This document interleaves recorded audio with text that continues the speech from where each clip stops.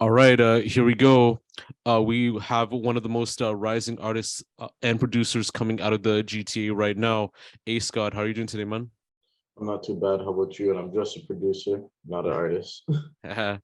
But still, I think when we talk about producers and everything else too, they are creating like art in like a way and all that. So when you're making the beat and when you're making the sound, you are creating like an art that is like very unique for people to tune in that sense too. So kind of like it's kind of like a unique aspect too. But like in the general sense, you are a producer and you also do mixing and mastering.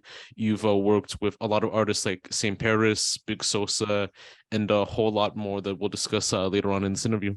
Okay, so yeah, sounds good. All right, sounds great. So I want to get it started. By the way, so you born in St. Vincent or were you born in Brampton? I'm just trying to figure out. I was actually born in Mississauga. Mississauga. All Yeah. right. I don't remember which hospital, but I know I was born there. We lived there for like a little bit, and then we just kind of moved around a lot. Most definitely. So growing up in a variety of areas such as like Mississauga, Brampton, and now in Guelph, what were like the environments like back then growing up? Would you say like you had a good childhood back then, or would you say it was like very different in that sense? It was different in the sense that we moved lived in Mississauga for a little bit. For what I can remember, I was there for I don't remember. I can only remember so much. I don't really like. It was me, my brother, my mom, my dad, and my four sisters. They would come visit us while we lived in Mississauga. We weren't there for long, but then we moved up to Barrie, lived there for a little bit. Then we moved to St. Vincent when I was 10 years old, and then came back to Brampton when I was 13. So there's a lot of moving around. No, most definitely. So in terms of your background, you talked about being like having like Saint Vincent like type Saint Vincent roots, like Vincy roots. So if you want to describe more on that, like even like growing up like in Saint Vincent for a bit too, just like even that process from transitioning from like living in Canada to moving in like a different country in that sense.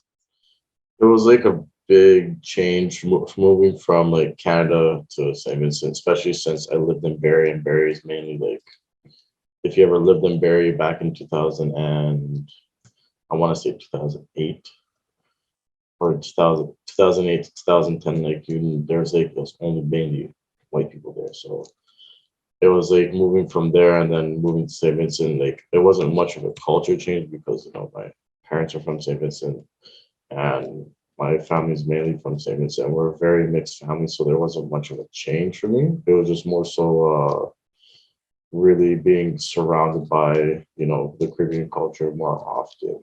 It was a lot more different, and the Yeah. lifestyle back home is a lot more different as well. Yeah, no, most definitely. So, you would say that you're biracial, like in that sense, with your Vincy roots in that sense. Exactly. True. So, like growing up, like in the GTA, like in the various areas that you grew up in, were they well known, like within the music industry back then, as like industry ends, or just as like communities at the time? To be honest with you, I wouldn't really know. I knew when I came back from St. Vincent and we went back to Brampton.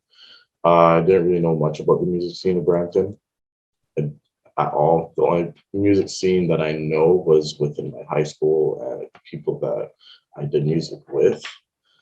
And it wasn't until I moved out to Guelph that I actually got to know Guelph as having a heavy music industry, but mainly out here was bands, and they did have hip hop shows, but it wasn't that much. They had hip hop shows.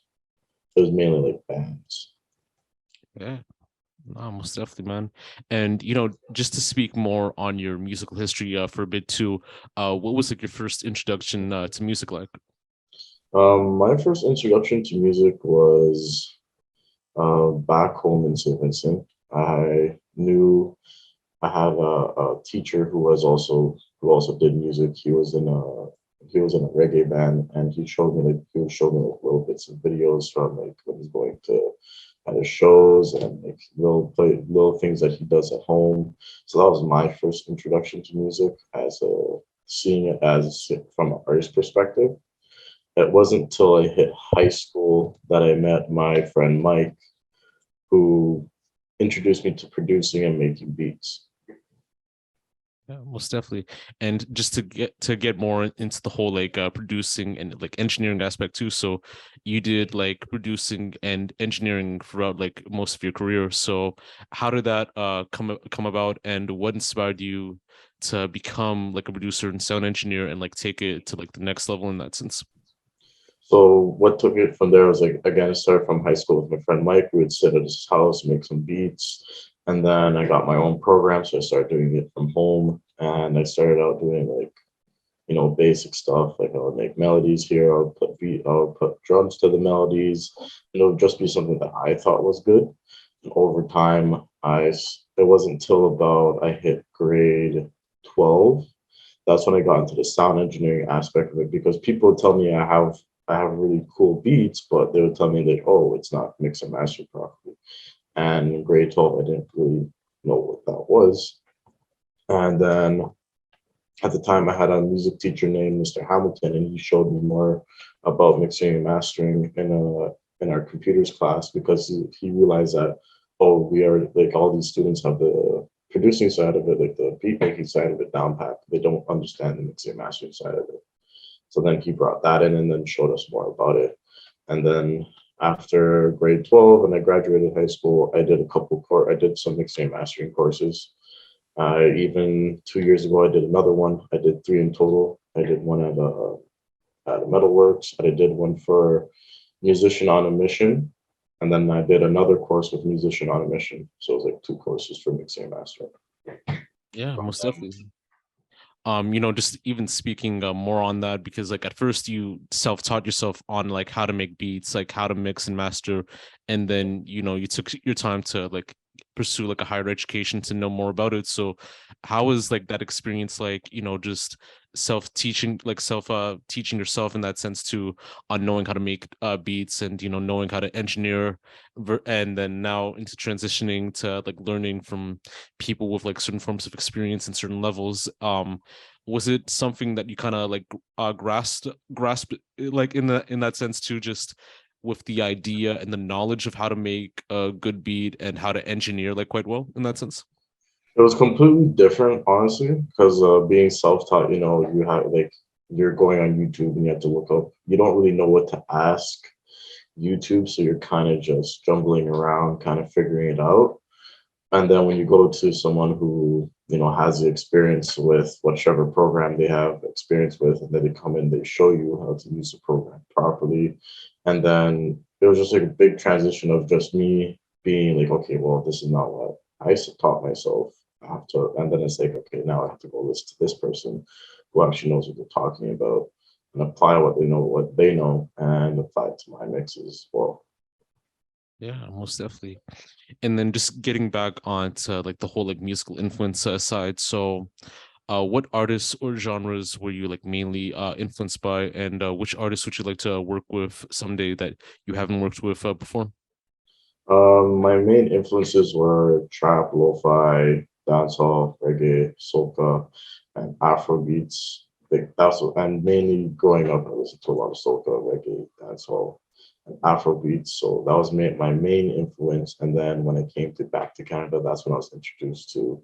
Before I left, I knew a little bit of hip hop, not too much, but when I came back, that's when I learned more about it, and I was exposed to it more because that's just the people who had hung around. That's what they listened to, and then eventually got into trap. Trap music was like, because I love my bass, so trap had that genre, was that genre that had a lot of bass to it, and I gravitated more towards that.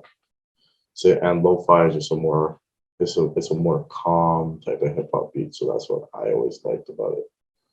Yeah, most definitely. And I forgot to ask this question for a bit too, but in terms of your musical background and history, did you had like any like family members or anyone else like that were like involved in like music back then on like a higher level? Like if you had like a family member that was like a producer, or someone like in your family like as an artist, or were you just like, as you said, like you were just like mainly exposed to more so like in high school and all that? I was more so exposed to in high school. I had like family members who they did sing, but they only sang in the church choir, or they sang on their own, like, and they didn't take it to like a higher level. They were just good at it. So it was like high school was my time where I really got into music and started like taking it seriously. Yeah. No, most definitely, man. So just getting into the whole like creative process within like the whole sound of like, producing and engineering. What is your creative process like when producing a beat, or like when you're sound engineering, and what would a day in like making a beat or like working in the studio be like for you? For me, making a beat, it's really just depends on my mood. If I'm like in a really like in a really happy mood, I might make something that's more melodic and more laid back like that. And if it just really depends on my mood. Sometimes if I'm even like like if I'm just randomly just not in a good mood, I'll make like a super. I'll go into the program and make like a really bass heavy beat or something that reflects what I'm feeling at the moment. Sometimes it doesn't even matter the genre. I just might make something completely random and just make it, and then soon just eventually make it into the genre that I want it to be. But I can never come with an idea. It's just depending on what my mood is. Yeah, no, most definitely. And in terms of like your environment and all that, like when you're like around, when like producing or when you're engineering and all that, do you try like certain elements to get in that like element and like vibe in that sense too? Like, like if you had to like drink like alcohol for a bit too, or like smoke, or like be in a different area to make a beat or to like engineer, like did you like try like various ways to kind of get in that element, or to even be in that type of vibe in that sense, in that way? Not really. I don't really drink too often. I don't really smoke that often anymore. So that hasn't been ever a factor when it comes to me making my mixes or making my beats. It's more so like if I'm mixing, and then whatever the artist is, whatever their vibe is when they're recording the track or they send the track to me, then I kind of go off that and try to make an idea. When it comes to my beats, it could be something where it's just my mood, or if I was listening to something before that I liked and I want to try to get close to that, then I'll try it. Most of the time, it's just mainly off my mood when it comes to my beats. Most definitely. Correct me if I'm wrong, but you've actually done some work for another artist by the name of Tr3y Stackz, who had artists like Cappadonna of the Wu-Tang Clan and like Rittz on their songs. Is that correct? Yeah, me and Trey, we work a lot, and he's like he's one of the chillest artists and one of the nicest person you could meet. And when he comes to me, he's like, "Hey, I need to record this track today." I'm like, "Okay, who's featured on it?" And he'll come with me like with the craziest feature that I would never think of. I'm like, and I don't know how he gets them, but it's just always amazing to see that other artists that they're actually going out there, they're getting all these like really high features with other big artists, and it's just amazing to see that. Most definitely. And how was that experience like for you, having like a resume of working with artists like that on some of the songs that you've worked on? And did that actually like change everything for you in a way, in terms of like seeing the impact of your sound and creativity when producing or when engineering in that sense too? Yeah, it definitely does make a difference because it's hearing like not only like it's hearing various artists, because it's not just like trap artists I work with or hip hop artists. I work with dancehall artists, reggae artists, and soca artists and Afrobeats artists. So it's like all those influences together. It just kind of makes what my beats and my mixes how they are, just because of how versatile I am. So I've definitely seen a big impact in my sound, and of course throughout the 3 years that I've been in Guelph, I've seen a lot of change within my mixes and a lot of change within my production. So it's just like it's been a real journey. Yeah, most definitely. And in terms of the sessions that you've worked with, like what were like your best and worst recording sessions? So my best recording sessions have always been with artists who come in, they know what they want to do, and they like know how they want to sound. They have everything practiced down to the teeth, where like they'll come in here for like an hour and they might even have like 2 tracks done. Like the best, like my best session was with Tr3y Stackz. He came in here, he had like 3 tracks to do, and we recorded them within an hour or 2. And by the time we were done recording, me and him he sat with me and him mixed and mastered the tracks together.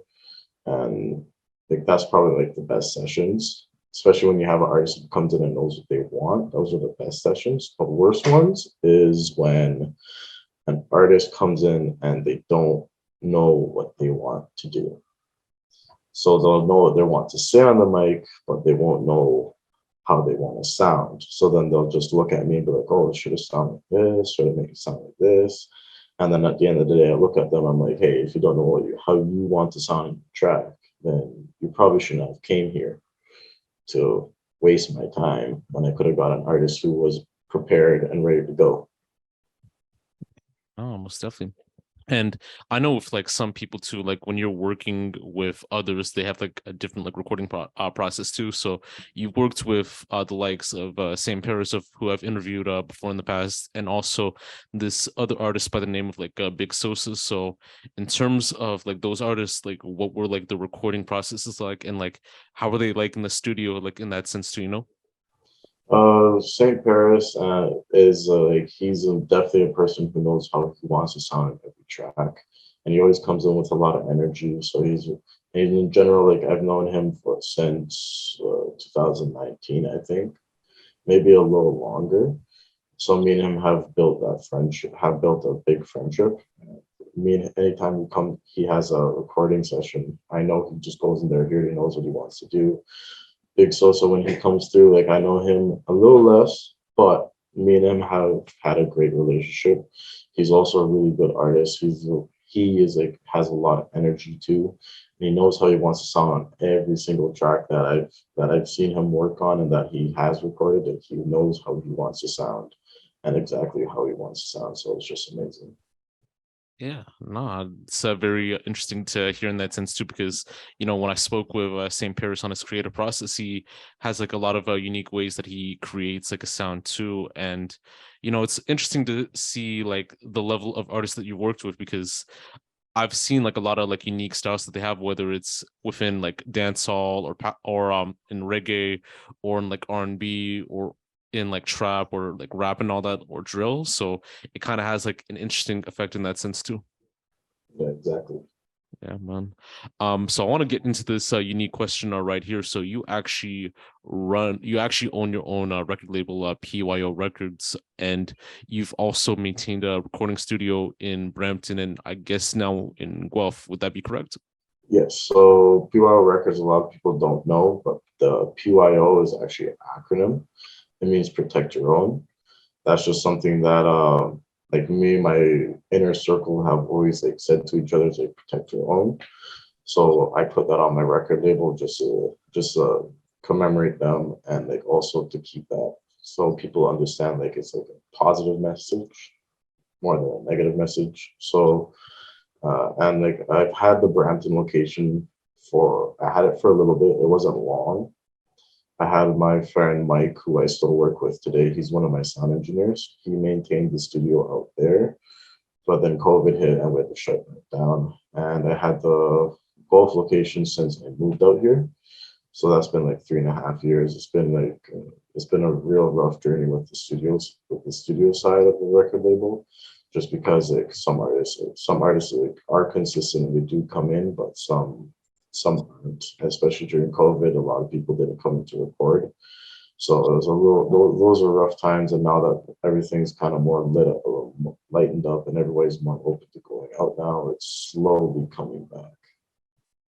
Yeah, no, most definitely. And in terms of like maintaining, so I guess like that experience was like sort of like interesting too in that sense, you know, with the people that you interact with, you know, dealing with like with fees, like dealing with like a lot of other stuff too, with the building, the infrastructure, and everything else too. Yeah. So the Brampton location that was actually in a rental space that we had, and then the Guelph location I ran that out of my house, which we're in right now. Yeah, no, most definitely, man. And you've also promoted and curated shows. And how did that come about? And what was that experience like? That came about back in, I want to say, late 2018 or early 2019. When I had a couple artists signed to me, I needed to get them shows, so I would obviously go to promoters and pay them for my artists to be on the show. But eventually, I saw that that wasn't gonna work as well as I wanted it to. So then I had a friend slash artist that was willing to do a show with doing to do shows with me, and we came up with a show back in the day. I think it was like 2019. We came up with our own show called The New Era, and then after that, shortly after that, I moved to Guelph, and then I had to basically find a spot out here to start doing shows out here. So when I moved to Guelph, I started working with Onyx nightclub out here, and since then I've just been putting shows on with them, and it's been like it's been a really good partnership between me and Onyx nightclub. Yeah, no, most definitely.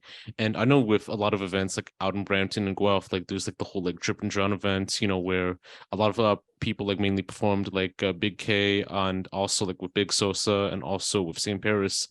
So like interacting with like those types of events too, is it like sort of like a way to kind of bring live music back into certain areas where live music isn't like mainly performed like within Brampton, within Guelph, within like other areas too? Yeah, that's what it was, but I'm no longer a part of Drip or Drown. Yeah, no, most definitely. Like just like even in that sense too, like what I meant by the question is that like even with your own events, it's more so like a way to kind of bring like live music back into certain areas, like even with Brampton and Guelph too. So would you say it kind of helped the music scene like on a bigger level on, getting people to enjoy like live music again and all that to kind of see a different experience on like who's popping like out of those areas too? It definitely had an impact on it because when I first came to Guelph, when I first started doing shows out here, especially in Guelph, there wasn't a lot of hip hop events, or maybe like one or two would pop up during the year. But when I first started out, I had my own thing called Cypher Wednesdays, and that was just like exactly what it says in the title. It's like it was on every Wednesday. It happened every 2 weeks, so that definitely did impact the area, and especially since now that COVID's kind of done, everything's more light now. I've seen a lot more hip hop shows come out that I haven't even worked on. Maybe it was other people in the area who have worked on, and it's just really good to see that I had some sort of impact on those people, because all those people were people that I did know. Some of them, one of them that was doing it way before me, but there was other people who were just starting out to do it, and it was really good to see them do their own thing. Yeah, man, no, most definitely. And just getting back into the whole idea of production and everything else too.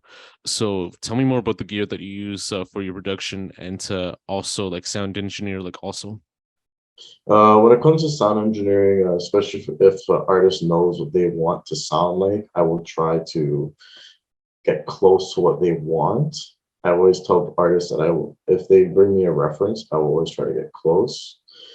Sometimes artists will bring me a reference like from a popular track that they liked, or maybe even like a track that they heard another artist do, and they would tell me like, "Oh, can you try something like this?" I'm like, "Okay, yeah, I could get there, but it won't be exact." Yeah, no, most definitely. You don't want to sound exactly like another artist. You want to sound like your own, right? Yeah, no, I definitely know what you mean because I think nowadays too, like this is just kind of like my input. I do feel like, music is kind of like oversaturated nowadays too with people trying to emulate like a different sound. Like I know with many up and coming artists like nowadays too, they want to sound like NBA Youngboy or like Playboy Cardi or like Lil Durk, but where's like an artist that's actually gonna sound something different and all that, like that's kind of like out of like the blue moon, like one in every like a million, so I do feel like even having originality and even like having a unique sound or a unique approach to your music sort of helps out like in the long run, but I feel like more people play it safe when people just use like a different sound, or like they want to sound like similar to like another artist too, because it's kind of like how it sells in that sense too, to kind of appeal to like many audiences. So Yeah, that's exactly my thought on it too. But every time I have an artist that says, like, "Oh, I want to sound like this person, I want to sound like that person," I'm like, "Well, you could sound like them, but how do you want to sound?" They're like, "Oh, well, I'm not too sure. I just like how this person sounds." And I'm like, "Well, you kind of have to. I can do this for you, no problem, but I also want you to think like how you want to sound in your sound, because you don't want to sound the same as somebody else. You don't want another, like you said, you don't want another Playboy Cardi, or you don't want somebody, you don't want to be oversaturated and sound like somebody else." yeah, no, most definitely, man. And we could even say the same thing too with like rapper type beats, because as you mentioned, some people want to feel like that type of sound and all that, and but do you know what you want for your like original sound too? So like in that sense too, with producers making certain beats like NBA YoungBoy type beat, or like a Playboy Cardi type beat, how do you feel about that? And if for producers who do that, does it like diminish like their artistry like when making those types of beats in that sense? I don't think it diminishes their artistry. I just think it's like a good way to promote yourself as a producer and as an artist, because you could emulate people how they sound, but not all the time you're going to want to sound the same as somebody else. Like I have made type beats in the past, and I've made a type beat, gone a type beat recently. It's just ways for, as a producer, it's just different ways to promote yourself. So it's like, okay, this person can make a type beat, let me hear how they actually make their own beats. So it's like producers could use type beats as a stepping stool to get people to actually listen to how they sound. Yeah. No, most definitely. We just have these couple questions left. But what are your pet peeves as like a producer and sound engineer? Like I know that you mentioned for artists like not having like a certain idea of what they want to do, but do you have like other ones like in mind as well? Um, for when artists come to record, I don't like when artists come to the studio, and I don't usually mind it if they bring something to drink, but if someone they over drink, it's a problem. That's one of my pet peeves. Smoking, I don't really care too much about that. I've been around it all my life. It's not something I really care about. Another like what's my probably my biggest pet peeve is just not being prepared, because because I could sit here for hours, and that artist is just it's the same artist that I started with. Let's say at 12 till like 5 in the afternoon, and that same artist is still at the studio till like 4 in the morning. So it's just Yeah. a lot of time, like wasting time and not being productive, and like not knowing how you want to sound is probably my biggest pet peeves. Yeah, most definitely. How did you get your stage name Ace God by any chance? Honestly, it was literally I used to it's kind of funny. I got it from a group of my friends who I used to play like cards with. Every time we always showed my hand, whether I win or lose, I always had an ace in my hand. Yeah. So they kind of called me that, and then I used that as my producer name. Most definitely. And how do you feel about the Toronto and GTA music scene right now? Do you feel like it's going in the right direction that it deserves, or do you feel like that there needs to be like some improvement on how the scene should go to?